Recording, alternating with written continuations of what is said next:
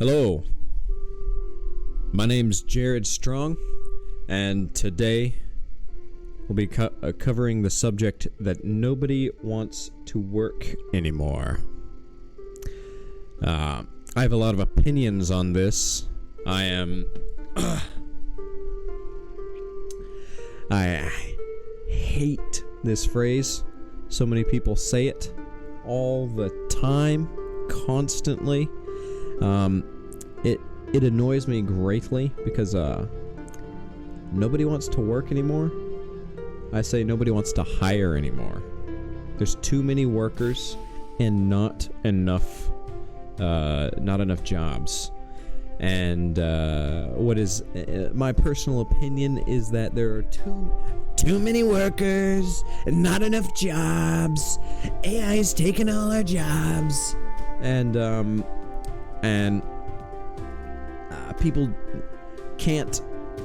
The employers have a glut of potential employees, and they're sifting through so many potential employees that and they want the perfect, most possible employee that is like unrealistic, just a fantasy that meets all these hyper unrealistic characteristics. But that's just my opinion. Let's get into it. They say nobody wants to work anymore. I wonder why. What could the reason be that nobody wants to work? Because it sucks? I really hate to say this, but it's a classic gripe of out-of-touch corporate executives hiring minimum wage workers, or the trust fund baby who is angry that their gym is busy in the middle of the day. Nobody wants to work anymore. That's right. Now, I really hate to say this, but by looking at the numbers, they might have a point. Yeah. Labor force participation is approaching generational lows even after the pandemic. This is nothing, bro. This is not. It's gonna go. I would love to be working right now. Nobody will hire me. I've got nothing on my record. I only have experience. Nothing on my record. I'm the poster boy of what should be someone instantly hired. I show up to work early every day, work hard, put my nose to the grind, never complain. Nobody will hire me. Not even from McDonald's. I don't know why. The signs everywhere saying hire in all positions, and I'm like, just give me a job, come on. I worked in construction. Well, I'm telling you, in 20, 30 years, we're going to have a labor force rate of 20, 30%. It's going to be half of this.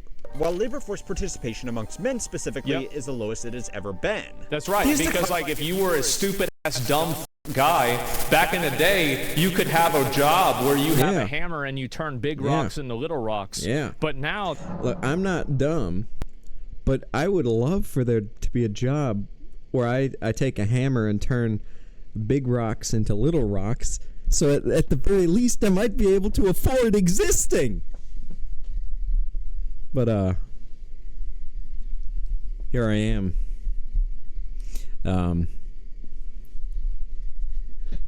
Yeah.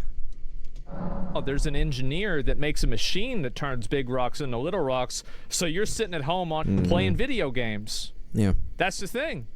Yeah, my grandfather worked at a steel mill. He very easily, at a young age, got married. He bought a house. He was able to raise a whole family. And even after he divorced his wife, he had enough money to, he still was able to take care of what was effectively two families when he got remarried. And so it's like, which I don't condone. I don't think that's a good thing. But he had, off of this one job, he wasn't living some great life, but he's pretty well off right now in retirement. Like to me, he's like he's a rich man.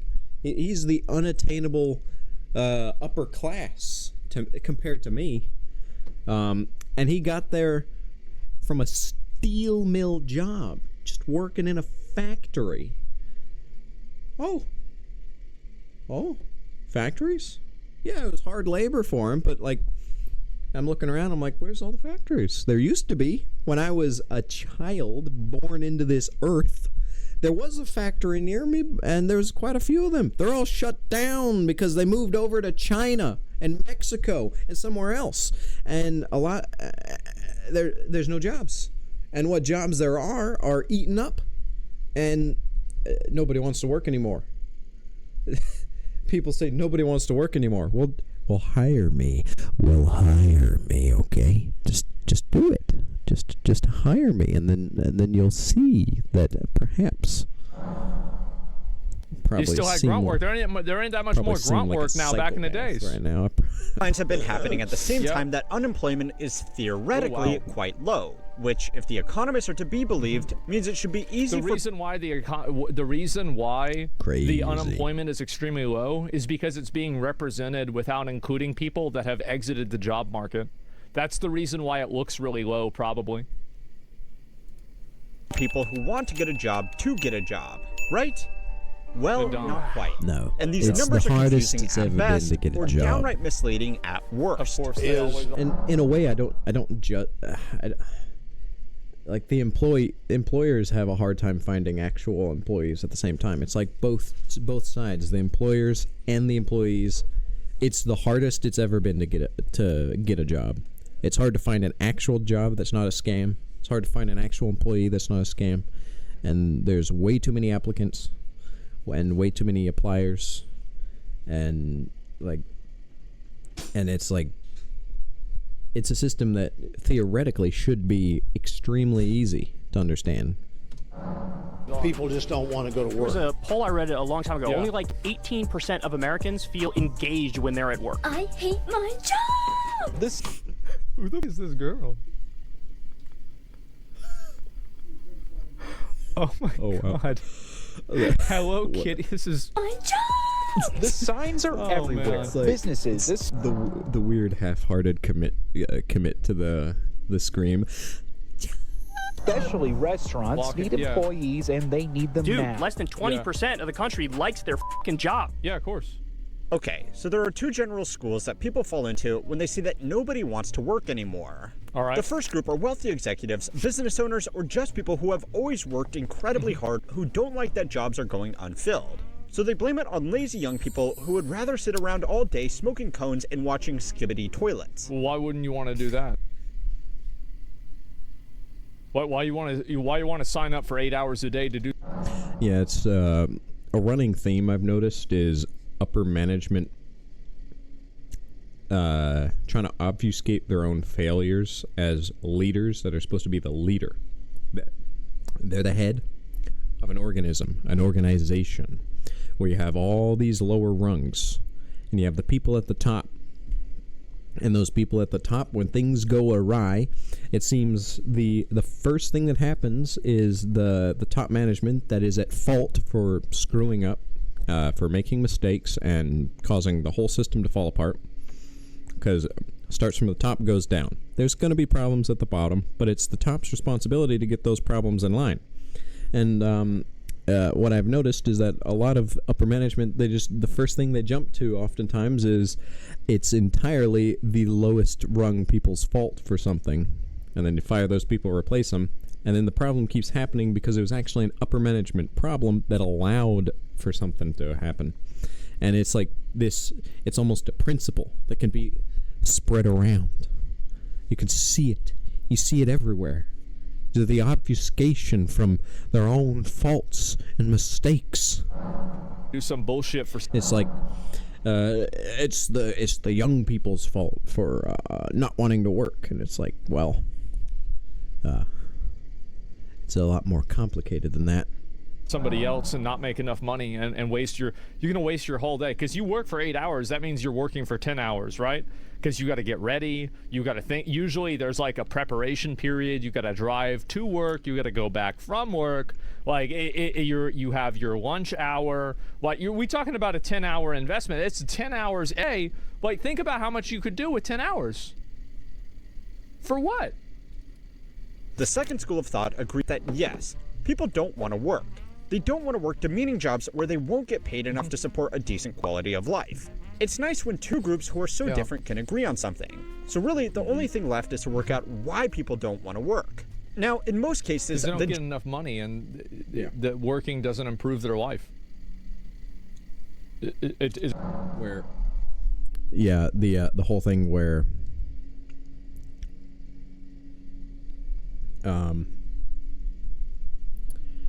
you have some job where you're breaking your body, your existence, and you're paid barely enough to survive. And now Burger King's not one of them, though it is. I mean, it's a hard job in a way. Everyone likes to demean the flipping of burgers. I mean, it would be nice if even they would hire me, but nobody hires. Nobody wants to hire is the new thing. Nobody wants to hire. They're waiting for the perfect, completely just like the second coming of Christ employee kind of thing. It's nuts. It's actually so simple. Like, if somebody could work and then they could buy a mansion in LA, they'd work. That's Burger also King unrealistic. paid a wage that allowed you to. That's the thing. Like, that's just as unrealistic as the employers wanting a perfect employee that fits into this like imaginary fantasy bubble that they've created. That's like nigh impossible. You have to work with people, and sure, if your employee's not going to work with you. You fire them and you move on to the next person. You gotta try. You gotta do something. Just like it's an employee's, a laborer's job is to try and seek out a job. But in the reverse, it's like it's also the employer's. It's their responsibility to find someone. And they're like, nobody wants to work anymore. Well, the pool of potential workers is larger than it's ever been. You're going to have to sift through them. It's going to be tough, but you have to do it. And it's like the obfuscation of responsibility at every level. Everybody's trying to find somebody to blame. Buy a mansion, there would be 1 million people signing up to work at Burger King. It's so obvious. That's just unrealistic. That's a fantasy, bro. What is this? Or just a house? Yeah, just a house. But that's the thing. Like, if it doesn't need to be a mansion, but just a house, a place to stay, to live, enough to survive.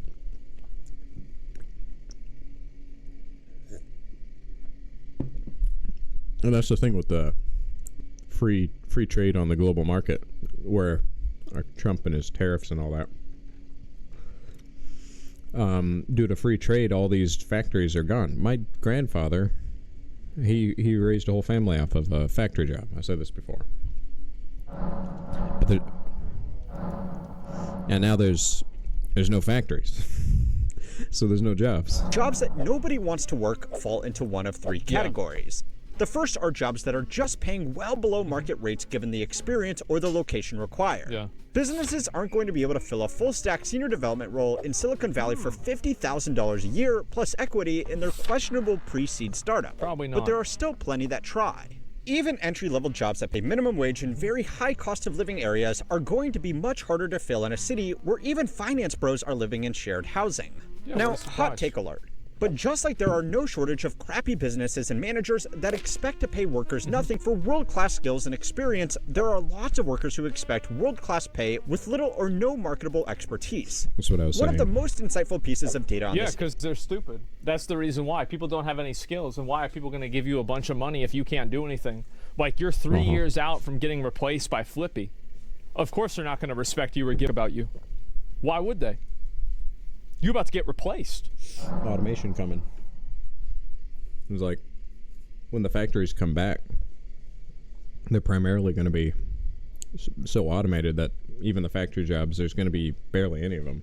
That's like the conundrum of the era. Yeah, I mean, I'm just being honest, right? Like, that's it. Of course. Issue is this recent survey right here.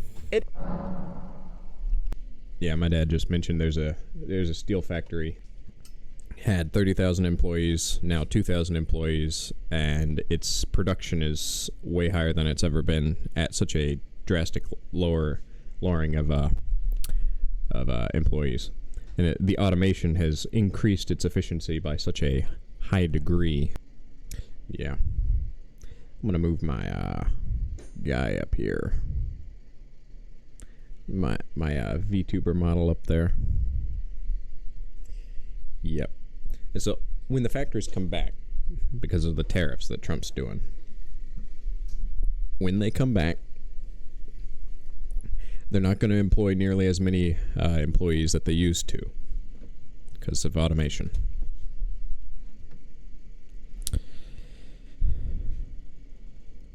It asked a selection of Americans what they considered to be the minimum salary they would need to be financially successful. Now, most of the responses to these numbers have been laughing at the Gen Zs just entering the workforce who think that almost $600,000 a year is a realistic salary goal.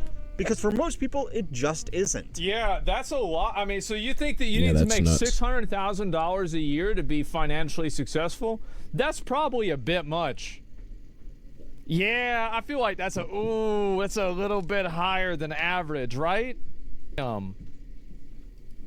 Unless you are in a few very specific career paths, there are basically no jobs that pay this money. And even then, you need an insane amount of luck to get those opportunities. Yep. Now, you can blame this on young people who don't really know how the world works yet. The reason why it happens is because people look at the lifestyles of people on social media, and people on social media make a lot of money. The comparing themselves with themselves mentality, very destructive. It's been social media been one of the most destructive things to modern society in terms of destroying community and putting your focus rather than on your local area and your surrounding people that you see all the time. Now your focus is everywhere else and how great everybody else's life is, even though it's a perfect snapshot of their life and not actually what their life is like. So they relate to that, and that's why they think that they have, that's why they think that they need to have that much money. And I think that, like, you could easily say, well, what about celebrities back in the day? But, like, social media personalities, and there's, like, an extra degree of, like, parasocialness that goes even farther. And I think because it goes farther, you have people that get wrapped up in it and they believe in it. Yeah, so you admit this is kind of your fault? I mean, I don't really like showing off money or doing anything like that. I mean, I think you can live fine. You know, if you make $100K a year, I feel like you can live totally fine. Probably even less than that. I mean, there's a few places in the country where, like, that wouldn't be enough, but it's, like, really just a few. Unless you're, like, in LA, like 100,000 in LA is, that's probably peanuts. You might not be able to survive. I don't know. I don't have a frame of reference for that. Where I live, that would be, like, the richest person around. Most places, like, that's enough. Media that makes it look like every hustle bro is flying private. Yeah. But it's all distracting from a more interesting data point.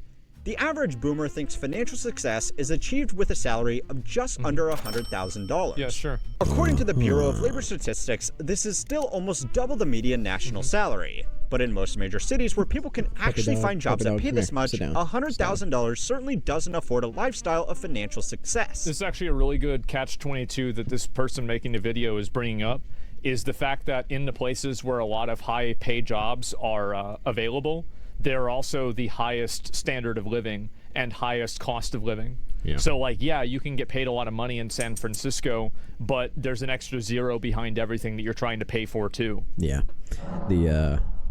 In the past, a lot of people would just, like, they'd go to the city to make money while they live elsewhere.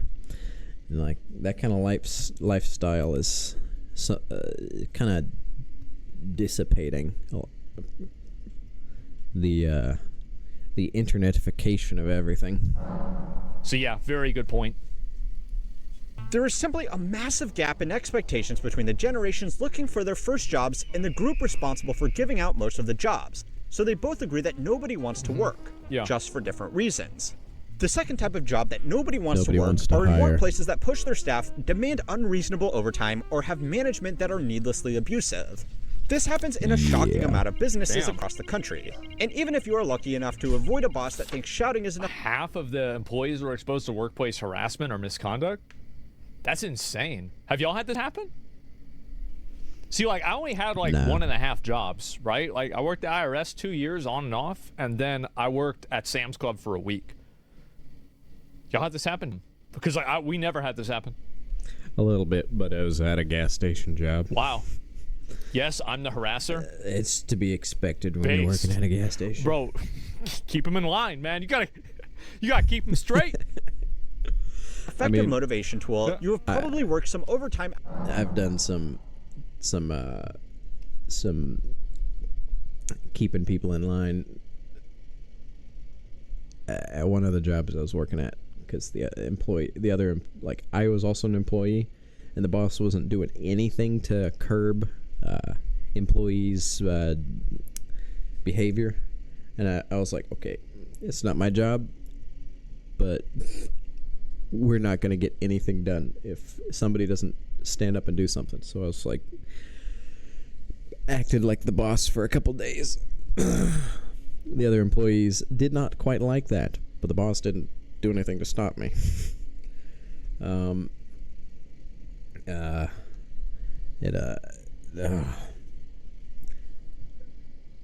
the main reason is because the other employees that were doing awful, and I would be the one that have to fix their messes. Every single time they did something in the construction job wrong, I'm the one that have to do it, to go fix it. Someone spend 30 minutes doing a job, and then I come and find it, and I'm like, this is awful. I have to redo this. And then I spend the next day tearing it down and redoing it correctly. Where so much extra work in fixing the problem, where they're just like slapping stuff together because they don't care. Out of fear of losing your job or being reprimanded. According to a 2023 workplace survey, the average full-time worker across the country studied. I feel like working overtime as being in salary position versus like being an hourly employee is very different. Yeah, hourly. Like, you want it. I remember whenever we worked at the IRS, people would compete for overtime. Yeah. Because it paid so well. Yeah. Like, you had like all these government multipliers. So like, you problem had is when like, you if you have a worked on salary. Sunday, you would get paid more money. If you worked on the weekends, you would get paid. Because then there's no benefit to you, the worker, to work overtime, and it's only more beneficial to the company, and that's why they hammer it so hard on salary workers. Paid more money, and if you worked at night, you would get paid more money. So like, if you can work on Sunday at night, and this is like back 10 years ago, right? Like more than that. Like, you were getting paid like $25 an hour. Yeah. So like, everybody was trying to get in on that, right? Like, they were constantly trying. Yeah, double time. Yeah, and then you also have your overtime pay that kicks in at what was it? At over 40 hours. Yeah. Yeah, it still is like that. Yeah, exactly, right? And so people were trying to farm this as much as they could. Stacking multipliers. Yeah, they were playing like an ARPG. Is now putting in an average of 9.2 hours of unpaid overtime. Yeah, so it's These way jobs different if you're often salaried. don't have much trouble finding people to start, but they do struggle with high staff turnover. The third are simply jobs that never actually existed. Right. You probably all know about ghost jobs by now, but even if you really do want to work, there is a good chance that most of your applications are just going to build out a workforce database. Oh, they put this out there because they legally have to, but they've already decided to hire the person in-house for... Yeah. Okay, yeah. I hate that so much. Where it's already hard enough. You're putting in application after application after application. And most of the job listings are fake, because they already have decided who the in-house employee that they're hiring to that position. They're like, oh, we're gonna raise your employee, we're giving you a promotion, and but for legal reasons, we also have to put the job on, list the job as available, even though nobody else but you are gonna get it. And then you have hundreds of people wasting their day applying for this thing. And that's why the average person trying to get a job is like, the number's like 300 applications before they get a job or something like that. And it's crazy. Be considered for employment. Yeah. Now, whatever the specific reason, the results are the same. Less people end up working. But aside from settling some beef between entitled Zoomers and some out-of-touch boomers, this data all reveals something more concerning about work in the current economy. It's not that people don't want to work anymore. They simply can't afford to. It's not even that. It's that people are Nowadays. disconnected from the fruits of their labor. They have no means of understanding and owning any degree of, like, what's the word? Like, having any degree of self-respect, of any dignity, of any sort of light at the end of the tunnel. Like, you're just working at the Amazon fulfillment center, putting things in boxes for... And the thing with this is, like, the no light at the end of the tunnel thing is so rough. It's why there's such a big shift in the way Zoomers see the world compared to the past generations, and why there's so much Gen Z is so in tune with politics more is because, like, we're in a situation where people, they're working, they're working their lives away without any light at the tunnel to even like the idea of owning a house is a fantasy. It's like it's like believing in unicorns. It's like it's the simple idea of just owning a house is now akin to the same fiction as believing that one day I'll be the president kind of thing. Degree of self-respect, of any dignity, of any sort of light at the end of the tunnel. Like, you're just working at the Amazon fulfillment center, putting things in boxes for 20 years, and nobody gives a about you until you get replaced by a robot. Like, of course people don't want to do that. Why would somebody want to do that? And I think also the internet has provided people with a false sense of thinking that they can, like, make a ton of money on the internet, when a lot of the people that, this is like going to be maybe a hot take, bias. But you know how people always say that, like, oh, well, Bill Gates and Steve Jobs dropped out of college? Yeah, they did. They dropped out of Harvard because their business was doing so well. You can't apply this to you dropping out of community college or your local state university because you don't want to take the math class again for the third time. So you have a lot of people that are trying to compete on, like, a on an international level on the internet, and there's no actual equality because it doesn't exist. They're not willing to put in the work for it. They're not willing to be creative. They're not willing to... Yeah, and all that matters is your work effort and ethic and tactical strategy. Actually, a lot of people don't understand how to make money. Fundamentally, making money is finding a need and then solving the problem, and then getting people to solve that problem, getting people to pay you to solve that problem for them, right? That's basically what almost all ways of making money are. So people don't really understand that, and because of that, they try to go on the internet and make money, and they can't do it. And I think that in a lot of cases, it's because they're fucking lazy. Yeah. And you guys know this with streamers. Yeah. Like, a lot of streamers that aren't successful or that lose success, it's because they are or they get lazy. Yeah. Like, just side tangent from what he's talking about. There's this YouTuber that just started YouTube somewhat recently. This guy, immediate success because he got Asmongold to react to one of his videos.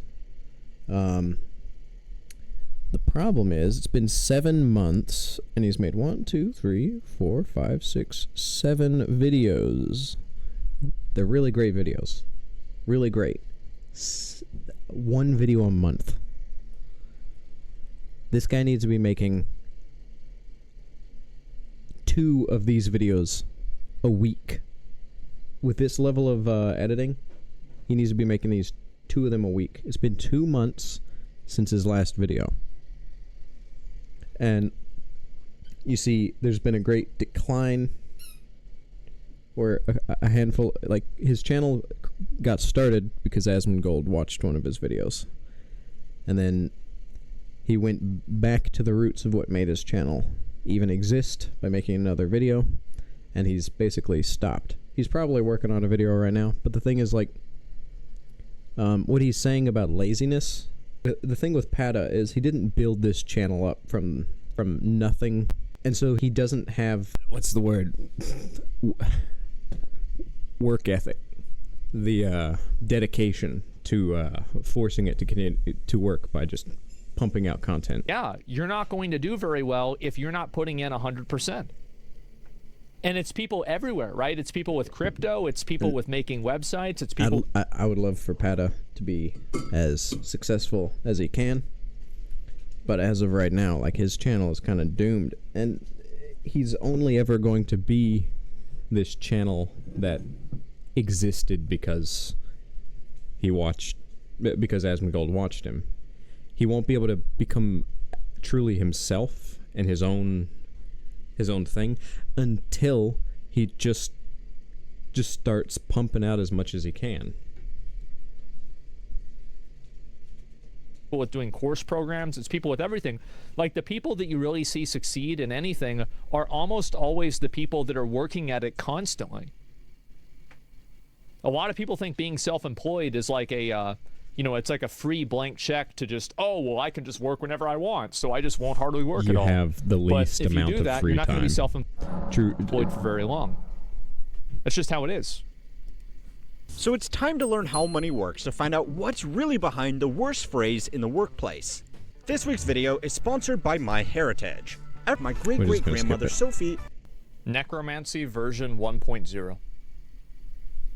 Oh, yeah. It will never be worse than it is now. This is how the Jews are going to restart the Jewish religion. They have not practiced it for 2,000 years. Since 70 AD, they shifted into a different religion altogether.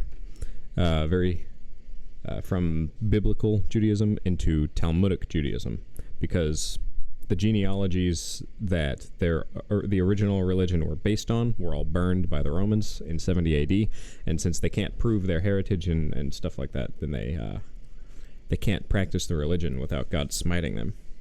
And so for 2,000 years, they've not practiced it. They've wanted to, and this right here is what I think will probably how they'll restart the religion. Through all this genetic ancestry mumbo-jumbo. Not just about what you see. MyHeritage also lets you deep dive into historical records to uncover stories and details. Okay, so yeah, there are millions of people out there that think nobody wants to work because they couldn't hire someone with 20 years of experience on a programming language that has only been out for 5... like I said, it's the thing. It's the whole... is the mentality. There's both sides. Employees that want unrealistic things and employers that are wanting unrealistic things. And it's like, it's not that nobody wants to work, it's that it's both sides. Workers that don't want to work and employers that don't want to hire. 5 years for $15 an hour. Yeah. There are also people who don't want to work because they think unless they are offered six figures in their first roll out of high school, it's not worth their time. Yep. And they would be better off sitting at home working on their NFT dropshipping business. Maybe they would be. Maybe they would be. The thing is, like, I never on anybody who's trying to hustle and make money. I know that as a kid, I was hustling trying to make money at like 5 years old. And so by the time I was in middle school, like I was already making money like 5 or 6 different ways. Like, my mom would buy me a lot of video games, but I'd also buy a lot of my own video games. That's what I spent all money on. And I never sold drugs either. Never sold drugs at all.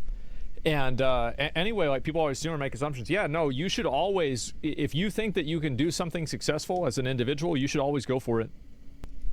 And it will never be successful if you don't put your heart and soul into it. If you don't actually put your nose to the grind.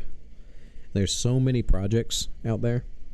I have a bunch of friends who've started little projects and stuff, but then I check up on them like a year or two later. I'm like, so how's that game you're working on going? It was so cool. And they're like, oh, I hadn't worked on it since the last time we talked. And I was like, that was 2 years ago. That was 2 years ago. It's like if they had been if they had been hustling, they could have released the game. They might be somebody. Definitely exist in shockingly large numbers. But even though it's really fun to make fun of both sides, it distracts from the much more important reason why labor force participation is getting worse. Well, as you might have been able to guess, this trend is really being driven by specific age groups and specific locations. Yeah, of course. If you look at labor force participation and exclude the youngest generation of workers and the oldest generation of workers, it's actually approaching all-time highs, which really makes sense when you think about it. It's common for both men and women to work full-time these days, and for most households, it's simply a financial necessity. So yeah, even if people don't want to work anymore, they kind of are stuck doing it anyway. You have to work. Yeah, that's the thing, is that, and this won't be the case forever. Soon, there's going to be so many automation tools and ways that people's jobs get replaced by robots that having a job will no longer be a requirement in everyday life. It is. It is terrifying. In previous generations, whenever some automation or something replaced old jobs or destroyed a whole previous industry, usually it replaced it with something that created a bunch of new jobs. With this current trend of automation spreading, with AI taking over everything, automation taking over everything, it's not just replacing it with new industries, new jobs. It's just murking all of the jobs out there.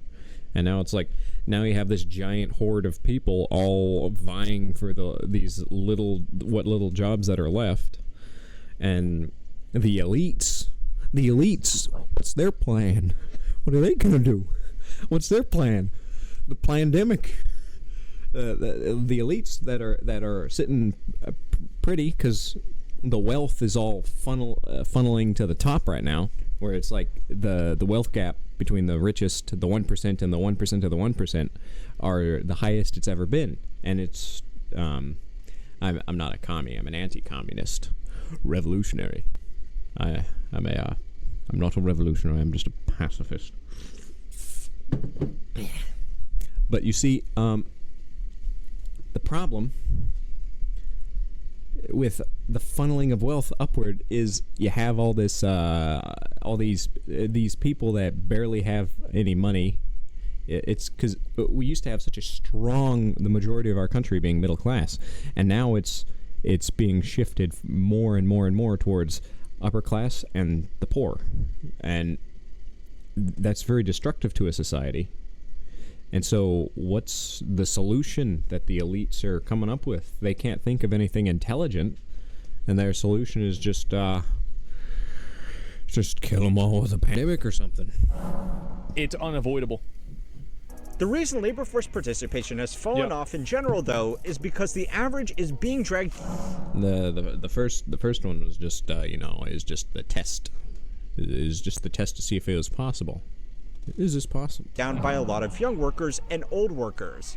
The old workers are the easiest to explain. As people started living longer, retirement ages were pushed back, and more of the population began working in non-physical jobs. As a result, a larger share of the population over 55 remained in the workforce. This has started to reverse, though, as self-funded retirement systems and general asset prices have allowed a lot of over 55s to step back from the labor force, especially after COVID, as a lot of people received severance packages and decided that an early retirement was better than going back to the office. Yeah, it's probably good. Labor force participation from young people just entering the workforce. And the reason a lot of people, they've lived their whole lives working and they don't want to stop working because most people that retire die within, 5 years after retirement or something like that. Because, when you live your whole life working, now the whole, this goal of, getting better and better or whatever, improving yourself had kept you alive for so long, and now that's gone. And so most people, they don't want to stop working because, that fear at the back of their mind. But at the same time, they're not making room for the younger generation to fill their shoes. And society, if we wait till somebody's 50 years old before they can be considered a proper adult, our society is kind of doomed. Either out of high school or college is also pulling down the average, just for different reasons. more people than ever are getting a college degree, which means they are starting to work later. And fewer people are working part-time jobs while they study, because for many, it's simply not worth it given how much debt they are going to be in when they graduate anyway. Yeah, it's because people don't want to do it. I think that like what's happened also is that people have just kind of given up on thinking that if you work hard, you're going to be successful. And I think it's kind of a toxic mindset to have, but I feel like a lot of people do have it.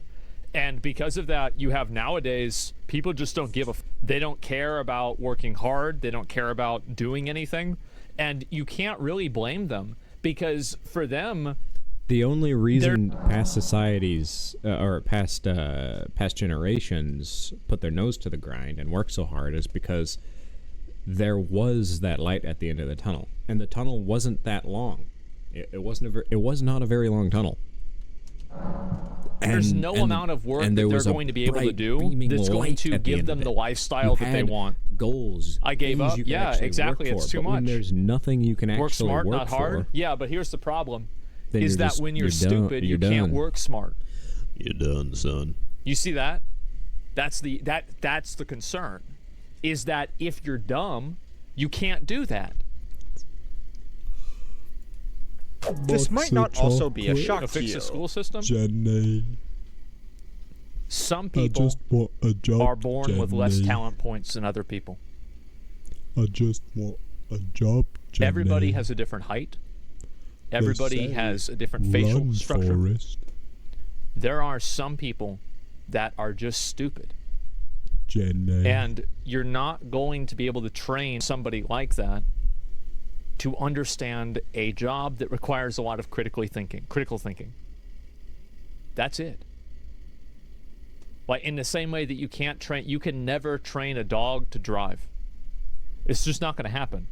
You can't train a dog to write language, or to a monkey to build a house. Oof. You can't do it. I got something for you. I got something for you. Jenny. Oh, I just want a job, Jenny. Jenny. Look at this. Because democracy basically means government by the people, of the people, for the people.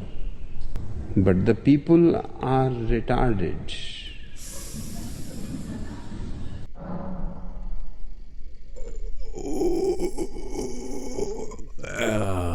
Yes. People that are closer to that than you'd might imagine. And every single day, the threshold for a person to get in and have a good living gets higher. It's not like before stupid people had a harder job. It used to be easy if you were stupid to get a job. But now it's a lot harder because most of those jobs have been replaced because they're super simple. Because if they weren't super simple, the stupid people wouldn't have been able to do them. And that's starting to go up the chain of intelligence. I'm like, I am perfectly, my faculties are completely here. I promise, there's nothing wrong with me. Nothing at all. Janae. But it's getting really hard to find a job out of college. Yeah. A few months ago, a post from a professor at Berkeley made the rounds after it spoke about his top students from a top college struggling to find work in technology, an industry that was hiring highly intelligent graduates like this as fast as they could make them just 24 months ago. Previously, a Berkeley CS graduate, even if not a top student, would receive multiple appealing job offers in terms of work type, location, salary, and employer.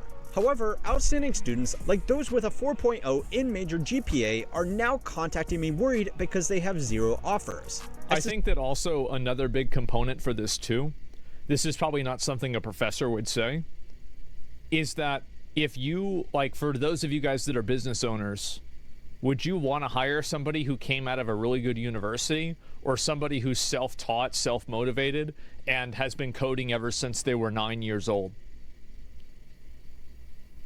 I wonder. Yeah, I wonder, right? I mean, there it is. It depends. I would always take somebody probably, and here's really what the point is. The point is that going to university what you learn in a lot of cases is probably not as a bunch of malarkey. Like a lot of what I learned, let's say It's 10 bloated. years ago, or even like you have a goal. The thing with college and whatnot is like they have this weird idea of wanting you to be a well-rounded individual and all that, and it's like it's complete bullcrap. A job that you're going to work for has a general thing that they need, and college should you just pick the classes you need, for a particular job, and you go into that field. Instead, they have you pay so much money, thousands, tens of thousands of more dollars on all these extra random classes that they're cramming in there, because they want you to be a well-rounded individual. But all it is so that they can get more money out of you, and they don't. All these extra classes, all this extra stuff to get that degree isn't going to make you. Isn't going to guarantee that you're going to get an actual job or help you out and whatnot. All the most successful people I know in my life didn't go to college, or they went to college for one class. They just paid for one class alone without a degree, took the knowledge from that class, and made a business around it. Where they're like, I'm gonna do such and such. Like, I know a guy who's a piano tuner, and so he went to college for one class. He took a piano tuning, fixing, all this piano stuff class. Not music, just the technicalities of how pianos work and how to fix them and tune them and all that. And he had a business around that for years. Very long time before he went into a different business. Not because the piano tuning wasn't successful, but he just moved on. 5 years after I graduated, that stuff didn't have any relevance anymore. It wasn't important. So you have people that, in a lot of cases, and this is especially true with like business school, they never ask themselves why. Why am I here? Why am I going to college? For what reason? And it's just because society has been designed to just shovel people through building blocks of life without actually the people stopping to think, going, why am I here? Why am I spending this money? Why am I getting into debt? Why am I alive? And where am I going to go after I'm dead? Where a lot of classes in business school, especially undergraduate classes, are a complete waste of time. All they're doing is they basically created terminology to fill up the space of a class time. So that they can... It doesn't actually, it's not applicable to the real world. It doesn't have any actual function. It's like people that understand, I always make this joke, right? I had a friend that got he got a degree in theoretical physics, and it got him a theoretical job. And then he had to go back and get an actual engineering degree. Like, a lot of people that understand things on, a theoretical level, they're not ready to, work and compete. And this is actually even something that, I remember seeing some guy talk about this. He went to school for computer science, and then he went to DEF CON or something like that, or some sort of computer science convention, and he was comparing himself to the people that actually were there, and he was like, oh my god, I'm so far behind, it's embarrassing. It's insane. So I feel like the lack of quality of universities to deliver quality candidates is a big issue. And I think the reason why it happens is you could say it's DEI or something like that, but I actually don't think that's the reason. I think especially with tech, it's because the field moves so fast that what you learned in freshman year probably isn't relevant by the time you graduate. That's the truth. And so I think that's the real reason why it's happening too, especially with universities and high-end universities.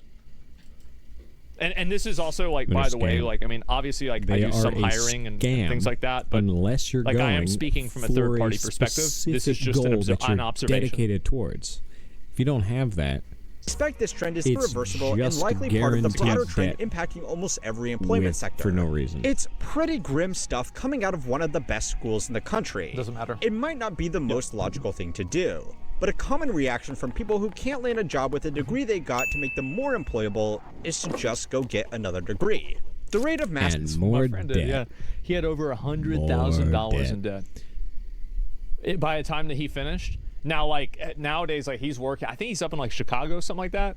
And he's had a kid recently. Actually, my other friend told me, and like he's probably making like $250,000 a year now, right? Like he's fine. But man, there's a lot of people that don't have that. Masters and PhD recipients has grown even faster than people getting an undergraduate degree, because that's now normal to stand out in a highly competitive job market. And to be honest, it's a nice way for people to avoid the reality of the job market for another few years. Spending another 2 to 8 years at college. They think that they're going to wait it out and then the economy will be better in 4 years. But what I think is going to happen is that a lot of people are going to get degrees that will be made invalid or irrelevant in 4 years. Get advanced degree means people aren't in the labor force, which pulls down the average to look worse than it really is. So those are the ages that are perpetuating this dumb myth. But this trend is also highly dependent on location. And to see that, you need to go to the place where apparently the absolute least amount of people want to work. West Virginia? Wait, really? Yes, because it's near the DC. Rust Belt state has the lowest labor force participation in the country, but also some of the most unusual statistical anomalies. The state is quite poor after its major industries like coal mining and manufacturing were either outsourced or simply fell out. Yeah, exactly, because if you're a coal miner... Factories, coal mining, all these things. You don't have to be a wizard to be a coal miner. But I am. You cannot know how to use a smartphone and be a coal miner. And so, and I do think you don't. No, you don't. And the fact is that, like, those people, like, if your job is turning a nut on something like this, there's not a lot of brain power that requires. It's rough work. Jenny. Horses work their ass off, but they're stupid. Working hard and having to do something that requires critical thought are two very different things. Yeah. In my opinion, one of the hardest jobs in the world is working in a restaurant.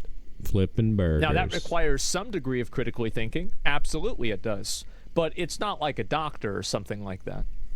So, yeah, no, I mean, there's a lot of different spectrums here that are working at the same time. Pressure of dealing with people. This means that a lot of areas have effectively been left behind with no major employment opportunities, meaning that labor force participation is much lower than the national average. This is exactly what I said at the beginning, right? Like, he's literally saying it, that the people that can't get jobs are the people that used to have really simple manual labor jobs. Yeah. But strangely, in some areas, the participation rate is much higher than what would be expected. A recent study conducted by economists from Hamline University, Cornell, and Virginia Tech found that depending on the county, labor force participation in West Virginia ranges from 42% to 77%, a gap between regions of 35%, while the average across the U.S. states is just 17%. Less than half of West Virginia.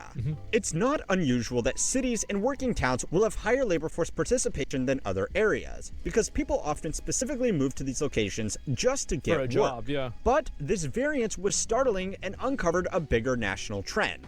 The people in areas that still had work can't afford not to work, and the people in areas with no work couldn't afford to move to areas with work, since it could mean giving up family support networks or simply paying for the cost to relocate. So they're just no matter what. That sucks.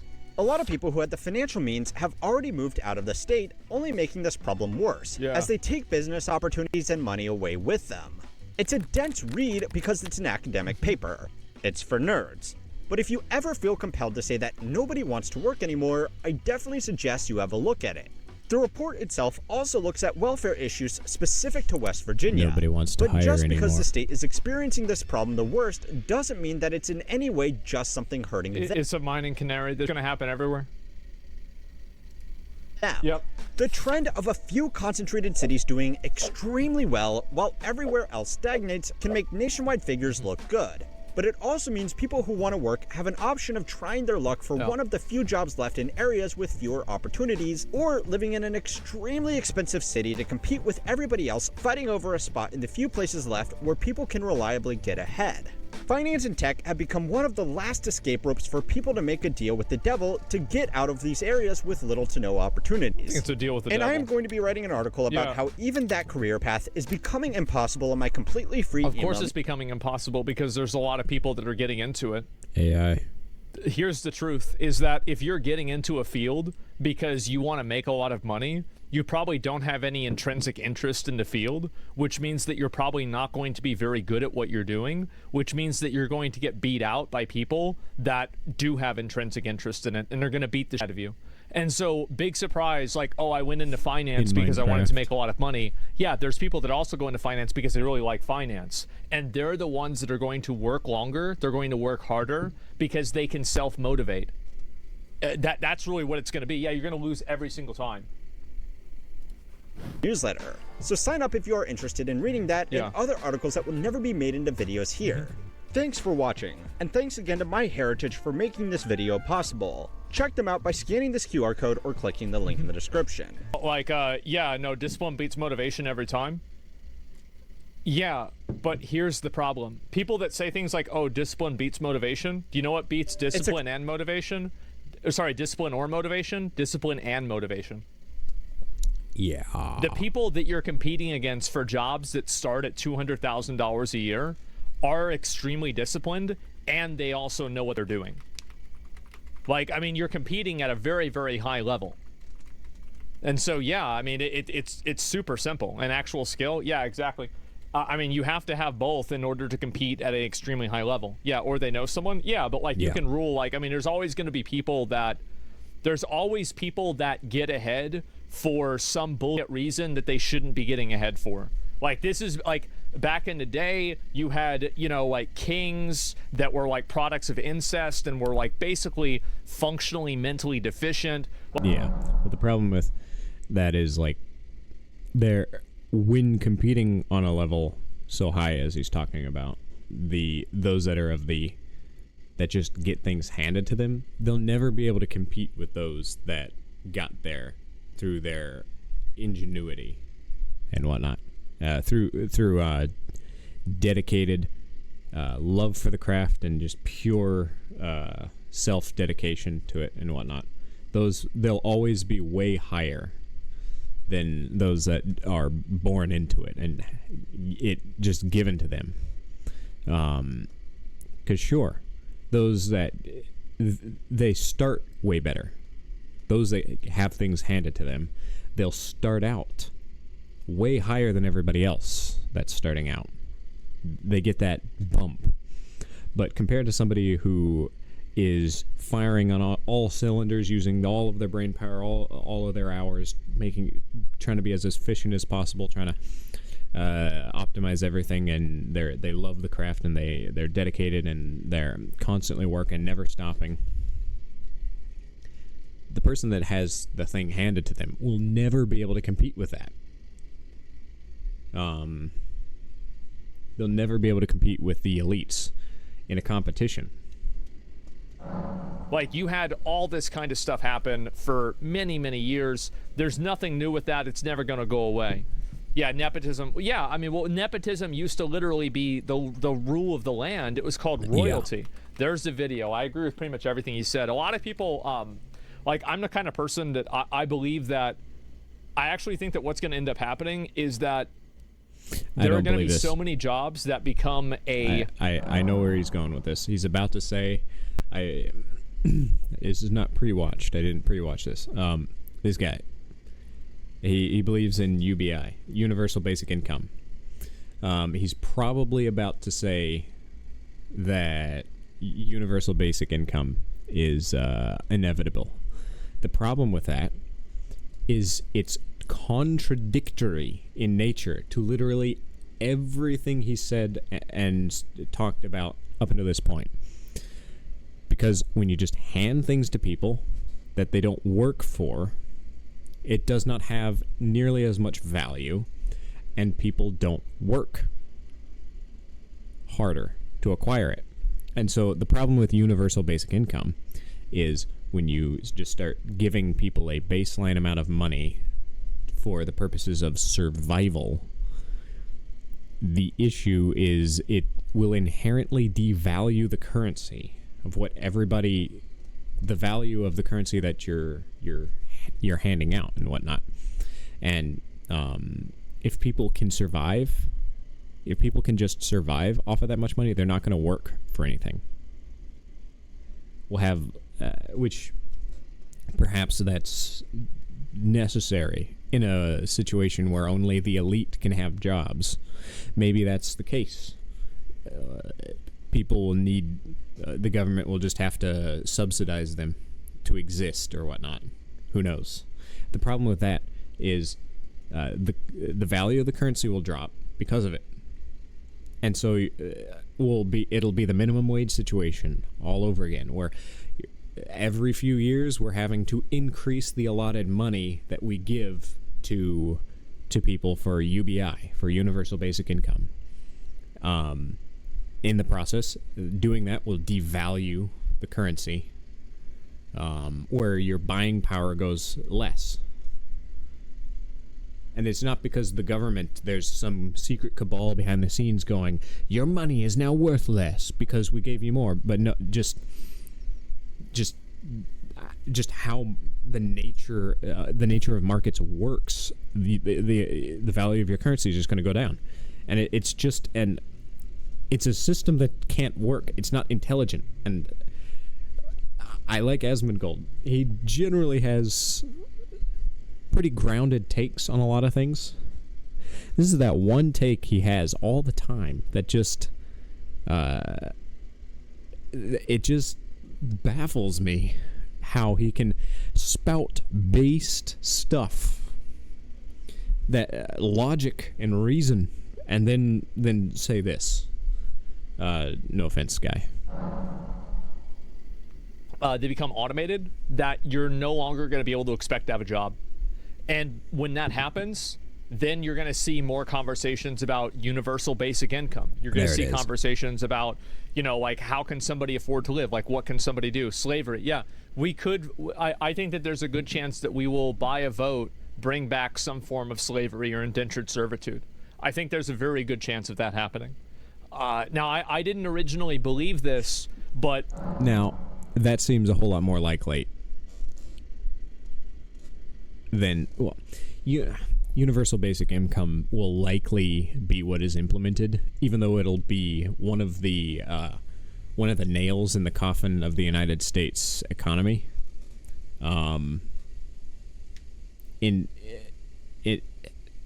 Indentured servitude would be a means of allowing the hopeless masses a way of survival that doesn't put a nail in the coffin of the dying system. Because it's like, which is better? You're a slave to somebody else and get to have a place to stay and food and meals and whatnot, or everybody is starving to death because the whole system imploded. Which is better? They're both terrible. They're both terrible.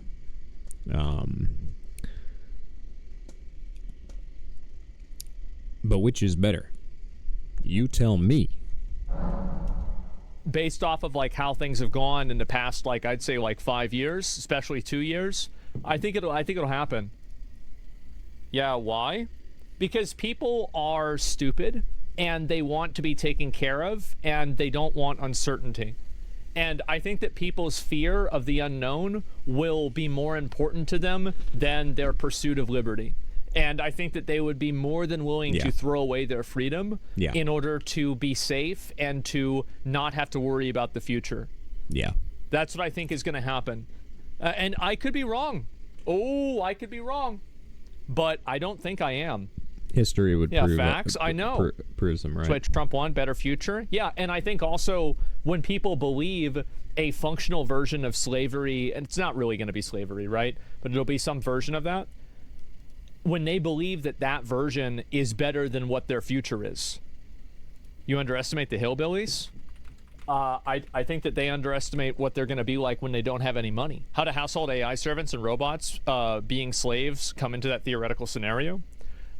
People want human connection, and I think also the robots will do that, which is probably why there's also a good chance that, I don't know, I mean, you know what?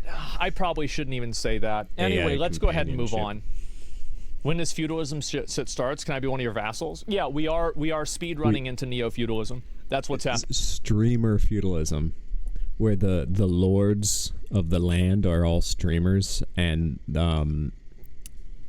all the viewers are peasants, and the vassals are the mods, the streams mods and whatnot, and subordinate streamers, the smaller streamers that are beneath them. This is our future is cooked. Do not, mark my words, do not expect America to exist. Do not expect America to always just exist and be around. Such thoughts are naive and a lack of understanding of history. No empire lasts forever. Not even God's millennial kingdom. That only lasts 1,000 years in the Bible. It hasn't happened yet. But it'll last 1,000 years. That's the prophecy in the Bible. And it ends with Armageddon. God's 1,000-year millennial kingdom that he'll have reigning on this earth, that's prophesied in the Bible, where he will rule the world from the center point of Israel. It only lasts 1,000 years because after 1,000 years, all the people, they join Satan. Because Satan during that time is chained and bound, and he's out of the picture in that period of time. This great millennial kingdom. But then Satan is unbound at the end of the 1,000 years, and God lets the people choose their allegiance. Do they go with God, who has created this perfect utopic society that where sin is judged every single day and everything's pretty great as long as you follow God, everything's great, and then God lets the people choose? Where do they go? The majority of mankind chases after Satan and joins Satan's army to fight God, because that's just the nature of things. So yeah, even God's 1,000-year millennial kingdom is it's only 1,000 years. And what about America? It's only been like 300 years. We're speedrunning our destruction. So don't be surprised when America doesn't exist